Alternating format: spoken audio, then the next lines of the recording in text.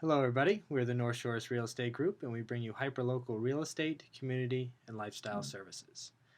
So today we're going to talk a little bit about the millennials and their decision going forward, buying versus renting, and really what the market is going to present to them over the next couple of years. Yeah, it seems like the kids who are in their 30s have looked at what's been going on with some of their parents and relatives and in the real estate market in general, seeing people lose their houses and become a little bit fearful. But now that the economy is recovering and definitely the housing market is recovering, they have a decision to make as they start to move out of their family's houses. Are they going to rent? Or are they going to purchase? Yeah, I mean they've had a couple. The last couple of years have been tough. Yeah, they One, have. all the student loans coming out of college. Right. Two, the job market coming out of college was pretty much awful, depending on when you graduated. And then, a lot of people have had to, live with their parents for an extended amount of time, whether they want to. Right. Then they're, you're finally coming in, the market's picking back up a little bit, and you can make that decision now. And so, what do you go for? You go to renting, or you kind of go straight to buying?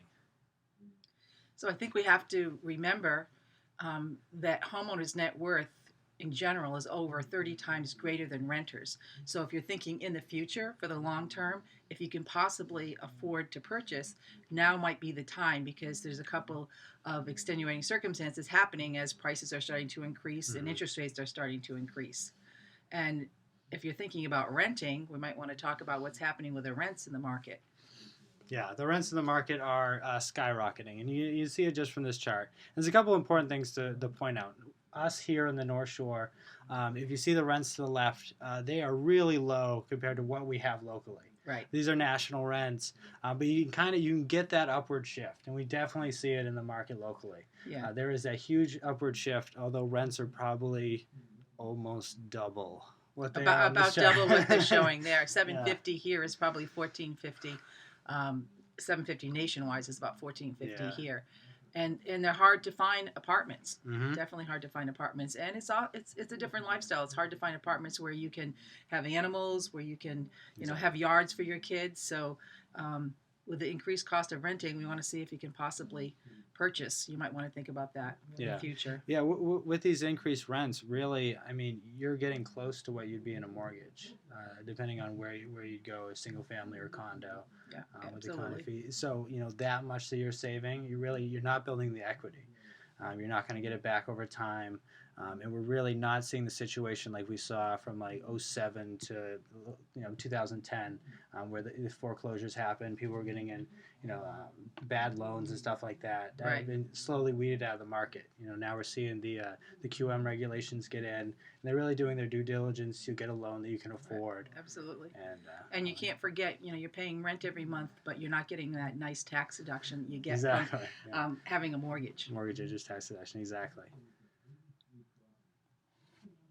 So it looks like that if we look what's going to happen to housing appreciation from 2014, they're talking about by 2018 that prices are going to increase about 25, I would say to 30%. The bulls are saying, 40%. They're really optimistic.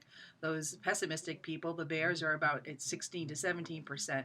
But if you put all the projections together, they're saying about 28%. So housing is going to accumulate. Appreciation is going to accumulate. Yeah. So I think that we have to think about that. Over the next 4 years, I mean, that's going to bump up home prices about 30%. Absolutely. And you can see that's more than the pre-bubble trend. Absolutely. That was 24%. So you really got to, look at your budget going forward and say, hey, maybe I can wait a year, maybe I can wait 2 years. But then you get that home price increase. And as we'll see on the next slide, it's actually kind of a double-pronged increase because not only are home prices going up, but now the interest rates are going up. I came into the market and people in my generation, late 20s, early 30s, they see that 3.5%.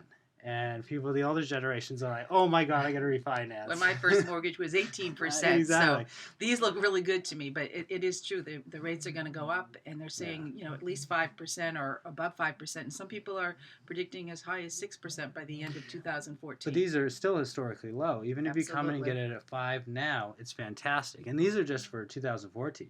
Right. So we don't kind of know what the attack will be at 2018. But we saw, 30% home increases. These will probably raise again from there unless something else happens. Right. So really your cost to buy, if you wait the 4 years, 3-4 years, is going to be a lot higher than it's going to be today. Absolutely. So I guess we would just say we hope the millennials, really think about what they're going to do if they have the ability to purchase a home, and if they want to talk about it in more detail, neighborhoods or what they should do and weigh their options. We'd be glad to meet with them. Exactly. Yeah. If you're considering renting versus buying, what's really best for you, send us an email, give us a call, and we'd be happy to talk with you. Sit down and go over the options. And remember, we're not just agents. We're North Shores, just like you.